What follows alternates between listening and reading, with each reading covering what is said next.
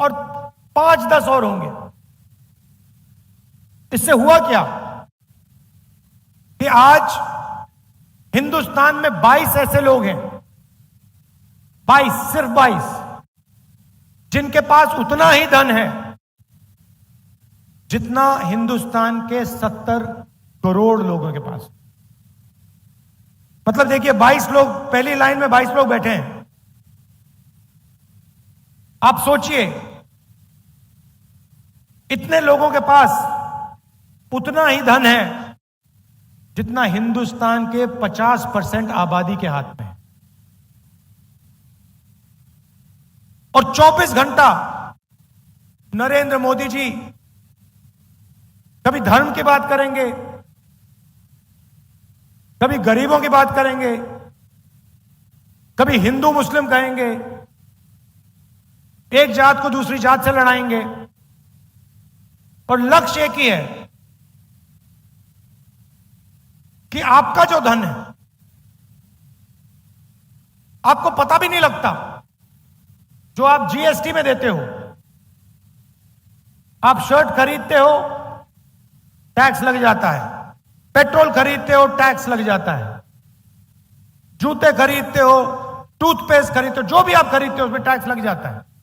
और आप उतना ही टैक्स देते हो जितना गौतम अदानी देता है। अगर आपने शर्ट खरीदी, 500 रुपए की शर्ट खरीदी, आप भी 18% दोगे, अदानी भी 18% देगा। और आपकी आमदनी हजारों में, उसकी आमदनी हजारों करोड़ों में, टैक्स एक ही देते हो। 24 घंटा मीडिया प्रधानमंत्री का चेहरा टीवी पे दिखाता है।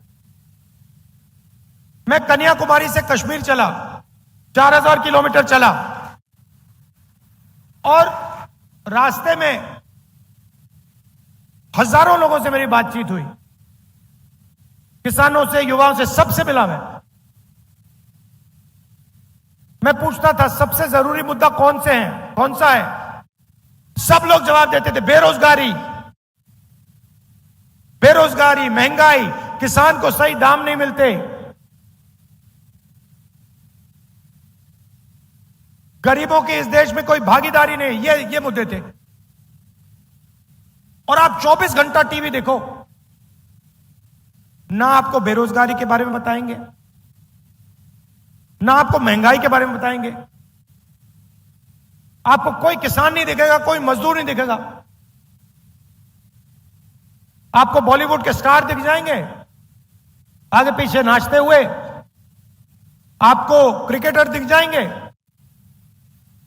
आपको नरेंद्र मोदी जी दिख जाएंगे, कभी वो आपको समुद्र के नीचे दिखेंगे पूजा करते हुए। वहां पे मतलब मजाक बना रखा है, पूजा हो रही है, पंडित भी नहीं है, अकेले बैठे समुद्र के नीचे आर्मी वालों के साथ। और फिर एकदम समुद्र से आसमान में जाएंगे, सी प्लेन में, हेलीकॉप्टर में, ऊपर से। कोविड आएगा, लाशों के ढेर पड़े हुए हैं, गंगा में लाखों लाश चल रही हैं, हजारों लाशें चल रही हैं, और प्रधानमंत्री कहते हैं भाइयों और बहनों थाली बजाओ। नहीं, और मीडिया कहता है देखो प्रधानमंत्री ने क्या गजब की बात बोली है, कमाल कर दिया। वहां पे सांस नहीं ली जा रही, लोग दम तोड़ रहे हैं, मर रहे हैं, वेंटिलेटर नहीं है, ऑक्सीजन नहीं है। मीडिया कह रही है देखो कमाल किया मोदी जी ने, थाली बजवा दी हिंदुस्तान से, मरते हुए हिंदुस्तान से थाली बजवा दी। उसके बाद कहते हैं भाइयों और बहनों मोबाइल फोन चलाओ, मोबाइल फोन की लाइट चलाओ, वो चला दी। फिर मीडिया कहता है देखो कमाल की बात की मोदी जी ने, हिंदुस्तान में सेल फोन की लाइटें जला दी। और बाकी दुनिया देख रही है, कह रही है ये क्या हो गया भाई। और कोई प्रधानमंत्री थाली नहीं बजवा रहा था, वो बचा रहे थे लोगों को, जान बचाने में लगे थे। तो मजाक सा बना रखा है, कभी कुछ बोलेंगे कभी कुछ और बोलेंगे, बस आपका ध्यान भटकाने का काम करते हैं। आप उनका भाषण सुनो, ध्यान से सुनो। उनका काम आपके ध्यान को इधर उधर ले जाने का है। अदानी जी का काम आपका धन आपके जेब में से निकालने का है। नरेंद्र मोदी जी कहते हैं मैं ओबीसी हूं। ठीक है, आप ओबीसी हैं, तो ओबीसी के सामने, पिछड़े वर्ग के सामने एक सबसे बड़ा सवाल है। इस देश में पिछड़े वर्ग के कितने लोग हैं? कोई कहता है 50% है, कोई कहता है 55% है, कोई जानता ही नहीं है। मगर मैं आपको एक बात कह सकता हूं, जितनी आपकी आबादी है उतनी आपकी भागीदारी इस देश में है ही नहीं। यह मैं गारंटी कह सकता हूं। जितनी आबादी आदिवासियों की है उतनी भागीदारी आपकी नहीं है। जितने इस देश में दलित हैं उनकी भागीदारी नहीं है। मीडिया की लिस्ट निकालो। मोदी मीडिया है, मगर देखिए, आपको आंकड़े पकड़ने चाहिए, आपको आंकड़े निकालने चाहिए। देखिए, यहां बैठे हैं, ये जनता की आवाज कभी नहीं उठाते। मैं इनके सामने बोल रहा हूं, इनकी गलती नहीं है, ये जूनियर लोग हैं, इनको गुलाम बना के रखा हुआ है वहां पे, ये कुछ नहीं कर सकते, इनको ऑर्डर आता है। इन बेचारों को सैलरी लेनी है, बच्चे पालने हैं, इनकी गलती नहीं है, पीछे से ऑर्डर आता है। मगर आप इनकी लिस्ट निकालिए, हिंदुस्तान के मीडिया के मालिकों की लिस्ट निकालिए, इनकी सीनियर मैनेजमेंट की लिस्ट निकालिए। बड़े बड़े जो इनके एंकर्स हैं, जो 24 घंटा टीवी पे आते हैं, टिप्पणी करते हैं, ज्ञान देते हैं देश को, इनकी लिस्ट निकालिए। मैंने निकाली है। इसमें आपको एक पिछड़े वर्ग का आदमी नहीं मिलेगा, एक ओबीसी नहीं मिलेगा, एक दलित नहीं मिलेगा, एक आदिवासी नहीं मिलेगा, एक गरीब जनरल कास्ट का भी व्यक्ति नहीं मिलेगा। इसलिए ये आपकी बात नहीं करते। क्यों करें? ये आपके हैं ही नहीं। इनको छोड़िए, हिंदुस्तान की 200 सबसे बड़ी कंपनियों की लिस्ट निकालिए, उनके मालिकों की लिस्ट निकालिए। सब जानते हैं 200 बड़ी कंपनियां कौन सी हैं, उनकी लिस्ट निकालिए। उनकी मैनेजमेंट की लिस्ट निकालिए, उनके बड़े बड़े अफसरों की लिस्ट निकालिए। मुझे दिखा दीजिए उसमें ओबीसी कौन है, पिछड़े वर्ग का बता दो, दिखा दो मुझे कौन है वहां पे। हिंदुस्तान की 200 सबसे बड़ी कंपनियों में एक ओबीसी वर्ग का मालिक नहीं है, एक दलित मालिक नहीं है, एक आदिवासी मालिक नहीं है। मैं ऐसे नहीं बोल रहा हूं, मैंने पता लगाया है, मैंने लिस्ट निकाली है। मतलब 90% आपकी आबादी, और हिंदुस्तान की 200 सबसे बड़ी कंपनियों में आपका एक आदमी नहीं, मीडिया में आपका एक आदमी नहीं, प्राइवेट अस्पताल के मालिक की लिस्ट निकाली, उधर आपका कोई नहीं। सबसे बड़े कॉलेज यूनिवर्सिटी, इनकी लिस्ट निकाली, उधर आपको नहीं मिलेगा। अब आप कहोगे भैया ये तो हमारा काम नहीं है,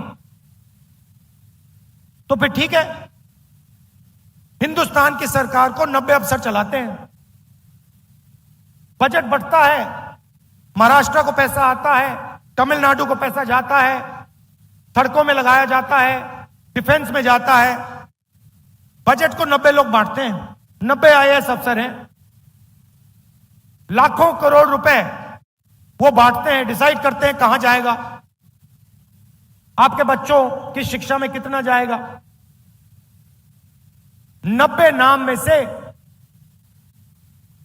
एक नाम दलित है, एक नाम आदिवासी है, 3 नाम ओबीसी हैं। आपकी आबादी 50% और 90 में से 3, और वो भी छोटे छोटे डिपार्टमेंट में पीछे कहीं बैठे हुए हैं, बड़े डिपार्टमेंट में कोई नहीं है।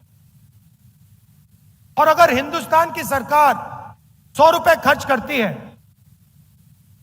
तो दलित, ओबीसी, आदिवासी अफसर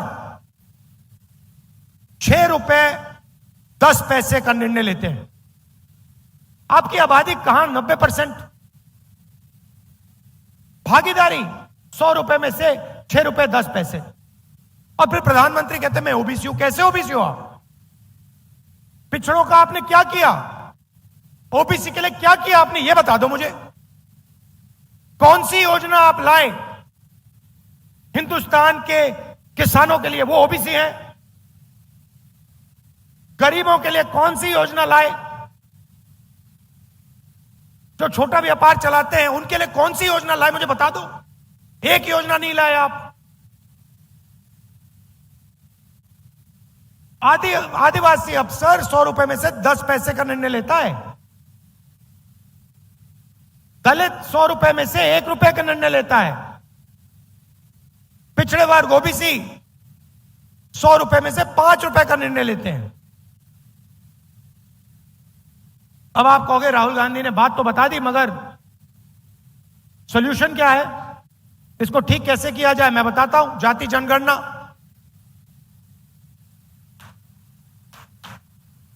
किसी को चोट लगती है, सबसे पहले डॉक्टर कहता है भैया एक्सरे करो, 1 मिनट में पता लग जाता है। तो हमारा पहला वायदा सरकार बनने के एकदम बाद जाति जनगणना, इकोनॉमिक सर्वे, संस्थाओं का सर्वे कि हिंदुस्तान का धन किसके हाथ में है, कितना धन पिछड़े वर्ग के हाथ में है, कितना दलितों के हाथ में है, कितना आदिवासियों के हाथ में है, कितना गरीब जनरल कास्ट के हाथ में, कितना माइनॉरिटीज के हाथ में। हिंदुस्तान की संस्थाओं में ओबीसी कितने, दलित कितने, आदिवासी कितने, कहां, कौन सी पोजीशन पे। जाति जनगणना से यह सब पता लग जाएगा। और क्रांतिकारी काम है। देखिए, हम आपका टाइम जाया नहीं करते हैं। कांग्रेस पार्टी आजादी के लिए लड़ी, हरी क्रांति, सफेद क्रांति, कंप्यूटर रेवोल्यूशन, बैंक नेशनलाइजेशन, ये काम हम करते हैं आपके लिए, आपके साथ मिलके। तो ये क्रांतिकारी काम है। इसके बाद दूध का दूध, पानी का पानी हो जाएगा, सबको पता लग जाएगा भागीदारी किसकी है, कितनी है, कहां है। तो ये पहला कदम है। दूसरा कदम, यहां पे महिलाएं आई हैं। आप देश के भविष्य की देखभाल करती हो और आप डबल काम करती हो। आप जॉब भी करती हो और आप घर भी चलाती हो, बच्चों की भी देखभाल करती हो। करती हो नहीं करती हो? मगर इसके लिए आपको कभी सही कॉम्पेंसेशन नहीं दिया गया। सही बात है ना? आप जाके जॉब करते हो, आप पुरुष हो, आप जाके जॉब करते हो, आपको सैलरी मिलती है। आपकी बीवी घर में काम करती है, वो भी जॉब करती है, जॉब के लिए उसको सैलरी मिलती है। मगर जो घर में काम करती है उसके लिए उसको कुछ नहीं मिलता। तो आपको मिलता है, मगर ये डबल काम करती है, इनको डबल पैसा नहीं मिलता। तो ये बातचीत हमने कांग्रेस पार्टी में की और हमने निर्णय लिया कि देखिए, जो महिलाएं हिंदुस्तान के भविष्य के देखभाल कर रही हैं, जिनको उसके लिए कॉम्पेंसेशन नहीं मिलता है, पहली बार दुनिया में कोई भी सरकार क्रांतिकारी काम करने जा रही है। हिंदुस्तान के सारे गरीब परिवारों की हम लिस्ट निकालेंगे। जो भी गरीबी रेखा के नीचे होंगे, सारे परिवारों के हम लिस्ट निकालेंगे। हर परिवार में से एक महिला को हम चुनेंगे और उस महिला के बैंक अकाउंट में साल के 1 लाख रुपए आपकी अगली सरकार डाल देगी। हर महीने ठकाठक ठकाठक ठकाठक 8,500 रुपए आपके बैंक अकाउंट में। 1 तारीख को आप उठेंगी, बैंक में जाएंगी और देखेंगे कि भैया 8,500 रुपए सरकार ने आपके बैंक अकाउंट में डाल दिया। और ये कोई तोहफा नहीं है, गिफ्ट नहीं है। ये मत सोचिए कि ये गिफ्ट है। जो आप हर रोज घर में करती हो, मदद करती हो, बच्चों की देखभाल करते हो, हिंदुस्तान के भविष्य की देखभाल करते हो, इसके लिए आपको पैसा दिया जा रहा है। अगर नरेंद्र मोदी ने 22 लोगों को 16 लाख करोड़ रुपए दिए हैं। 16 लाख करोड़ रुपए मतलब 24 साल का मनरेगा अदानी की सरकार ने 22 लोगों को पकड़ा दिया। 24 साल का मनरेगा। तो हमने डिसाइड किया है जितना उन्होंने 22 लोगों को दिया है उतना हम हिंदुस्तान के गरीबों को उठा के दे देंगे। तो हर महीने पहले तारीख को करोड़ों महिलाओं को बैंक अकाउंट में 8,500 रुपए, साल के 1 लाख रुपए कांग्रेस पार्टी की सरकार, इंडिया की सरकार देने जा रही है। अब सबसे बड़ा मुद्दा बेरोजगारी का। मोदी जी ने कहा था 2 करोड़ युवाओं को रोजगार दूंगा, कुछ नहीं किया। उल्टा नोटबंदी की, गलत जीएसटी लागू कर दी, अग्निवीर दे दिया और जो रोजगार बनता था वो भी खत्म हो गया। तो दो चीजें तो मैं पहले ही कह देता हूं। ये जो इनका अग्निवीर का स्कीम है, आते ही हम इसको रद्द कर देंगे, खत्म कर देंगे। क्योंकि हमें 2 तरीके के शहीद नहीं चाहिए। एक शहीद जिसको सरकार पेंशन देगी, उसको शहीद का दर्जा मिलेगा, उसके परिवार की रक्षा होगी। और दूसरा अग्निवीर शहीद जिसके परिवार को कहा जाएगा कि तुम्हारे बेटे को या बेटी को हम शहीद का दर्जा नहीं देंगे, तुम्हें कॉम्पेंसेशन नहीं मिलेगी, तुम्हें पेंशन नहीं मिलेगी। यह बिल्कुल गलत है। अगर 2 युवाओं ने देश के लिए अपना खून दिया तो दोनों के साथ एक जैसा बर्ताव होना चाहिए। इसीलिए हम अग्निवीर स्कीम को पहले दिन आके खत्म करेंगे।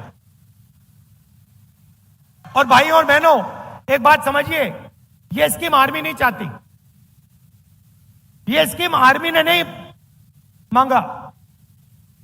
यह स्कीम प्रधानमंत्री के ऑफिस ने बनाया है, उधर से बना है। प्रधानमंत्री ने यह स्कीम लागू की है। प्रधानमंत्री के ऑफिस ने सेना को कहा है कि तुम अग्निवीर बनाओ। और हिंदुस्तान का कोई युवा ऐसा नहीं है जो अग्निवीर चाहता है। पहले रिक्रूटिंग सेंटर्स होते थे, वो सब बंद पड़े हैं। कोई नहीं जा रहा वहां पे, क्योंकि सब जानते हैं अग्निवीर बनेंगे, पेंशन नहीं मिलेगी, शहीद का दर्जा नहीं मिलेगा, कैंटीन नहीं मिलेगी। तो सबसे पहले इसको रद्द करेंगे। दूसरा काम, ये जो इन्होंने गलत जीएसटी लागू की है, जिससे छोटे व्यापारी खत्म हो गए हैं, स्मॉल मीडियम बिजनेस खत्म हो गए हैं। ये 5 अलग अलग टैक्स, दलाली वाली जीएसटी, एक्सटॉर्शन वाली जीएसटी, इसको हम बदलेंगे। एक टैक्स होगा, कम से कम टैक्स होगा। और जो हमारे किसान हैं जो आज टैक्स दे रहे हैं, उनकी बात मैं थोड़ी देर में कर रहा हूं, मगर कम से कम टैक्स होगा और एक टैक्स ब्रैकेट होगा। 30 लाख सरकारी वैकेंसीज हैं। 10 साल में नरेंद्र मोदी जी ने इनको नहीं भरा। 30 लाख वैकेंसी हम भर के आपको पकड़ा देंगे।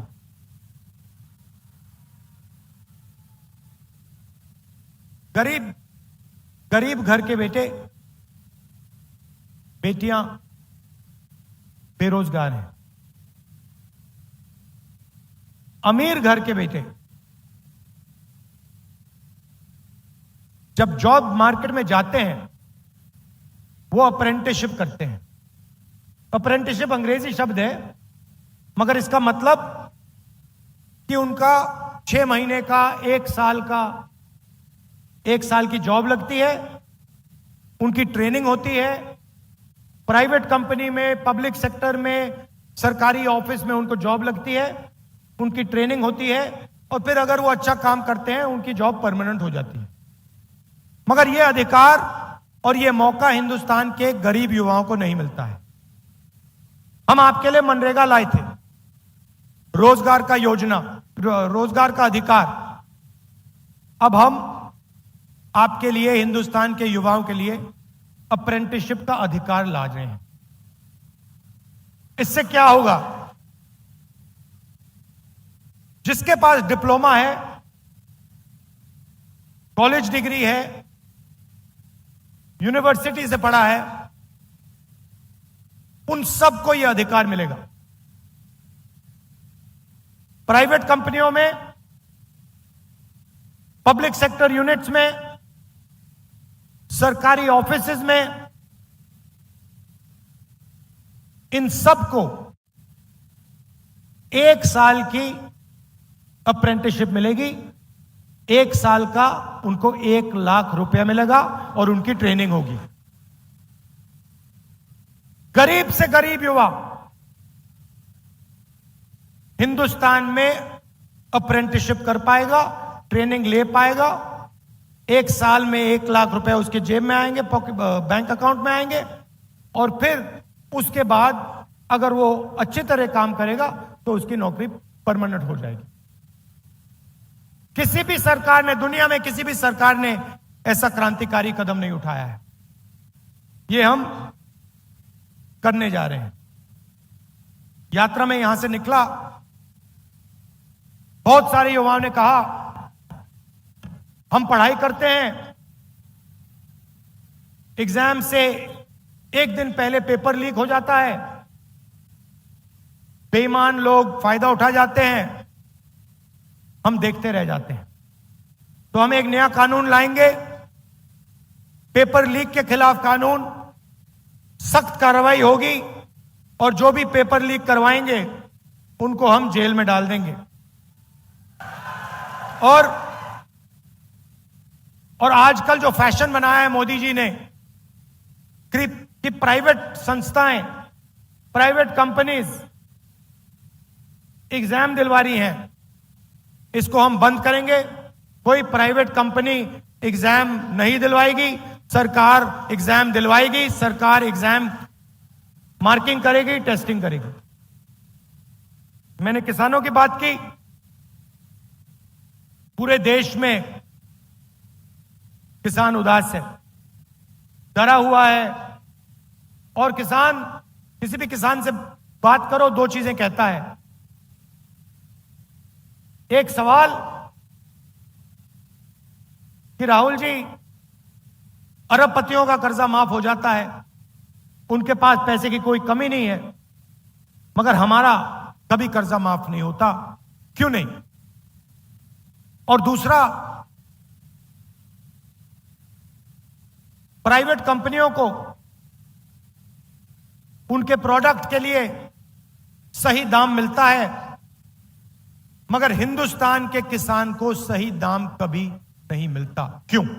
ये 2 सवाल हजारों किसानों ने मुझसे पूछे, यात्रा में पूछे, हर रोज, राहुल जी ये क्यों हो रहा है? तो मैं उन किसानों से कहना चाहता हूं, हमारी सरकार आएगी तो ये नहीं होगा। सबसे पहले जैसे हमने आपका कर्जा माफ किया था, हम फिर से हिंदुस्तान के किसानों का कर्जा माफ करेंगे।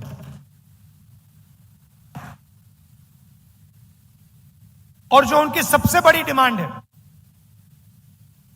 हिंदुस्तान का हर किसान कह रहा है कि हमें कानूनी एमएसपी चाहिए, कानूनी मिनिमम सपोर्ट प्राइस चाहिए। वो हम हिंदुस्तान के किसानों के लिए करने जा रहे हैं।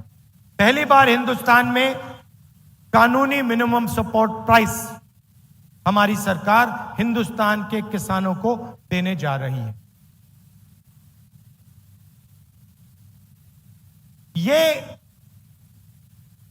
हमारी गारंटी है। हम आपको झूठ नहीं बोलते हैं। आप जानते हो, ये आपकी आवाज है, ये आपने हमें बताया है। हम कोशिश भी करते, आपके बिना ऐसा हम मैनिफेस्टो नहीं लिख पाते, क्योंकि ज्ञान,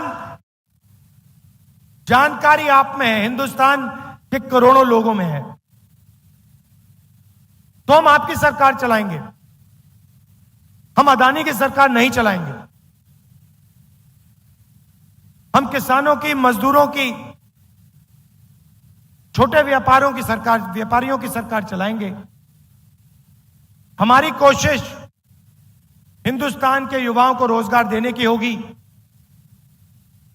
किसानों की रक्षा करने की होगी। हमारा चेहरा आपको टीवी पे नहीं दिखेगा, क्योंकि टीवी आपका है ही नहीं। टीवी अदानी का है, टीवी उन्हीं 22 लोगों का है। उधर आप मोदी जी का चेहरा देख सकते हो। ये टीवी वाले, ये जो हमारी क्रांतिकारी गारंटियां हैं, ये कभी नहीं दिखाएंगे। धर्म की बात करेंगे 24 घंटा, मगर जब राम मंदिर के इनॉग्रेशन में आदिवासी राष्ट्रपति को अंदर नहीं जाने दिया, तो मीडिया ने एक शब्द नहीं बोला, एक शब्द नहीं बोला, चुप थे। देश के राष्ट्रपति को, देश की राष्ट्रपति को राम मंदिर के इनॉग्रेशन में नहीं आने दिया। क्यों? क्योंकि वो आदिवासी हैं। मगर मीडिया ने एक शब्द नहीं बोला, चुप थे बिल्कुल। मैं देख रहा था, वहां पे अदानी बैठे थे, अंबानी बैठे थे, सब बैठे थे, लाइन लगी हुई थी।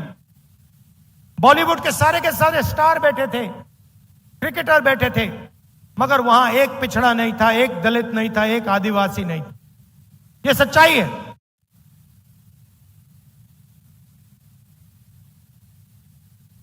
और इन 5 में से हिंदुस्तान के लिए सबसे जरूरी, हिंदुस्तान के भविष्य के लिए सबसे जरूरी जाति जनगणना है।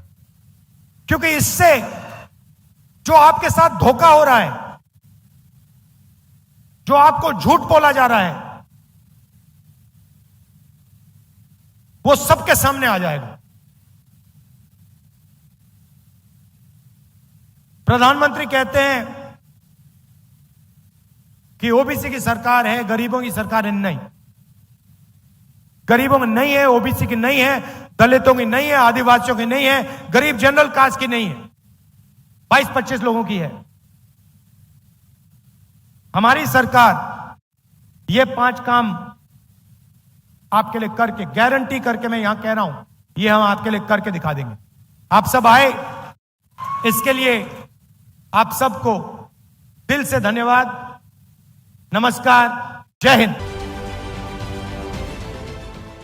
देश विदेशातील प्रत्येक घडामोडींचे लाईव्ह अपडेट मिळवण्यासाठी आता साम टीव्हीच्या सर्व सोशल मीडिया प्लॅटफॉर्मला लाईक, फॉलो आणि सबस्क्राइब करा। तसंच सर्व नोटिफिकेशनसाठी बेल आयकॉन प्रेस करायला विसरू नका।